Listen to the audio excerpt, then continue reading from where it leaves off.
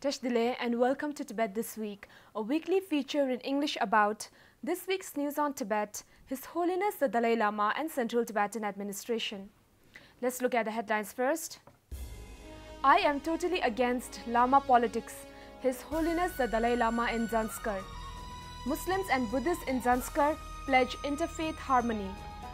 Study of the mind a must in school curriculum, says His Holiness at a Muslim school in Zanskar. North America representative and Demir Rinpoche attends U.S. State Department's ministerial to advance religious freedom. China bars Tibetan children from religious activities during school vacation. China's white paper on Tibet's ecology, too many lies and contradictions.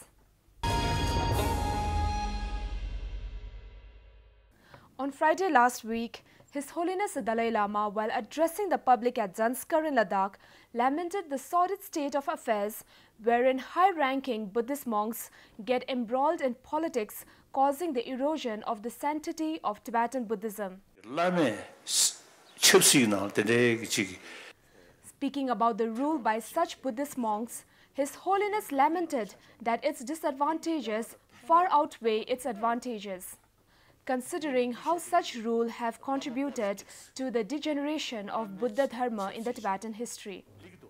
A fear of Lama politics, which seems to be prominent in Ladakh too, has been preventing the essence of Buddhism. This is unnecessary. I am totally against Lama politics, affirmed His Holiness. Buddhists and Muslims in Zanskar presented a letter to His Holiness the Dalai Lama pledging to forego past 6 years of communal tension and instead demonstrate dedication to embracing a harmonious future by promoting interfaith harmony. This happened on Monday this week. His Holiness heartily accepted the letter and lauded both faith groups for pledging religious harmony.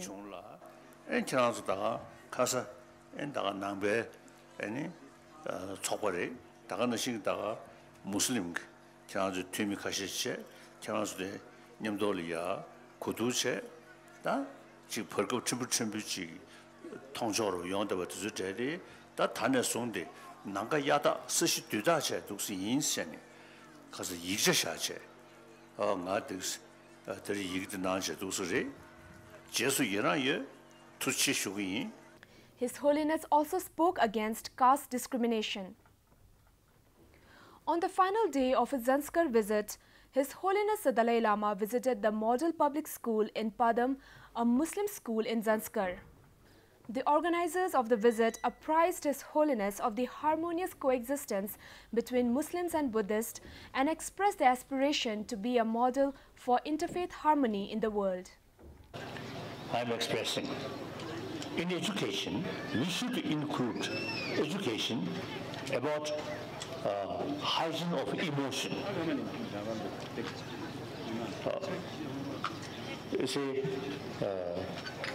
Not based on religion, but simply this ancient Indian tradition. His Holiness stressed on the importance of inculcating study of mind in the curriculum through secular approach, adding that the information available in ancient Indian philosophy can find antidotes to attachment and other negative emotions. The U.S. State Department convened for the first time a 2-day ministerial to advance religious freedom in the State Department building in Washington, D.C. on Tuesday this week. Ambassador-at-Large Govan Brownback delivered the opening remarks.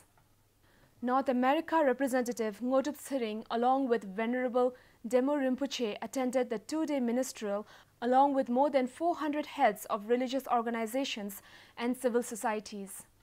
His Holiness the Dalai Lama gave a video message stressing on the importance of religious harmony and freedom.